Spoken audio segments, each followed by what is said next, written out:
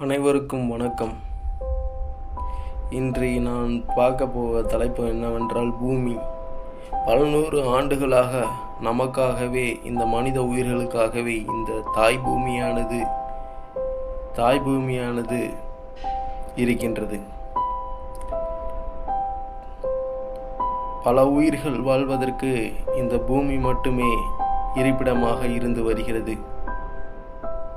அதாவது சிறிய பாக்டீரியா முதல் அமீபா முதல் யானை, கடலில் வாழக்கூடிய விலங்கான திமிங்கிலம், யானை வரை இந்த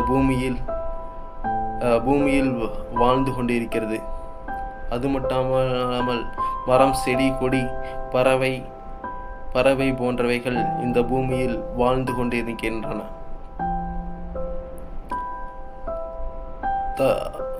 ஐம்பூதங்களான நிலம், நீர், காற்று, ஆகாயம் போன்றவைகள் இப்பூமியில் இருக்கின்றன. அப்படிப்பட்ட பூமியில் மனிதனானவன்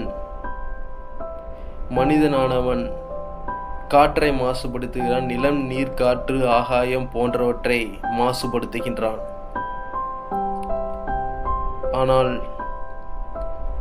ஆனால் காடுகளில் வாழக்கூடிய பறவைகள், யானைகள்,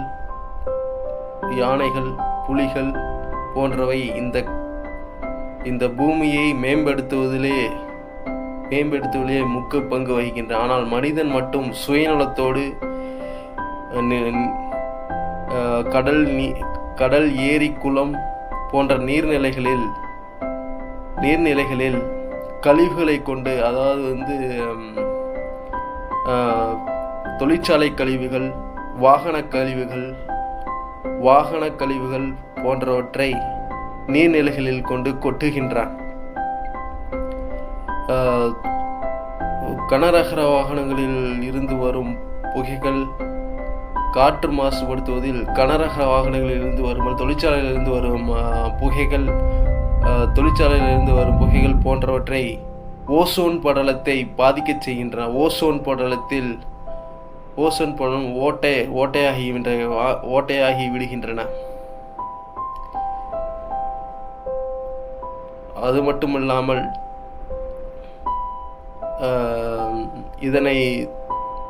இது போன்றவற்றை தடுக்க வேண்டுமென்றால் நீர்நிலைகளில் கழிவுகளை கொட்டக்கூடாது. அது மட்டுமில்லாமல் ஒரு மரத்தை வெட்டினால் அதற்கு 10 மரங்களை நட வேண்டும். தொழிற்சாலைகளிலிருந்து வரும் புகையில் மாசு கட்டுப்பாட்டு கருவியை பயன்படுத்த வேண்டும். தொழிற்சாலையில் நீரை சுத்திகரிப்பு நிலையம் வைத்து சுத்திகரித்து வெளியே விட வேண்டும். வாகனங்களில் மாசு கட்டுப்பாட்டு கருவியை பயன்படுத்த வேண்டும். இதனையெல்லாம் பயன்படுத்தினால் மட்டுமே இந்த பூமியை காப்பாற்ற முடியும்.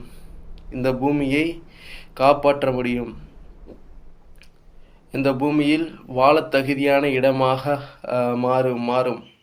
நிலாவில் நீர் இருக்கிறதா, உயிர்கள் வாழ தகுதியாக இருக்கிறதா என்பதை பார்ப்பதை விட இந்த பூமியில் நீர் இருக்கிறது, நிலம் இருக்குது, ஆகாயம், காற்று, நீர், நெருப்பு போன்றவைகள் இருக்கிறது. மனித இனங்கள் வாழ்வதற்கு உகந்த இடமாக இதுவே இருக்கிறது. எனவே மரத்தை வெட்டாமல், மணலை அள்ளாமல், மலையை வெட்டாமல், தேவைக்கு மட்டுமே பயன்படுத்தி இப்பூமியை காப்பாற்றுவோம். வாழ்வதற்கு ஏற்ற இடமாக பயன்படுத்துவோம். நன்றி, வணக்கம்.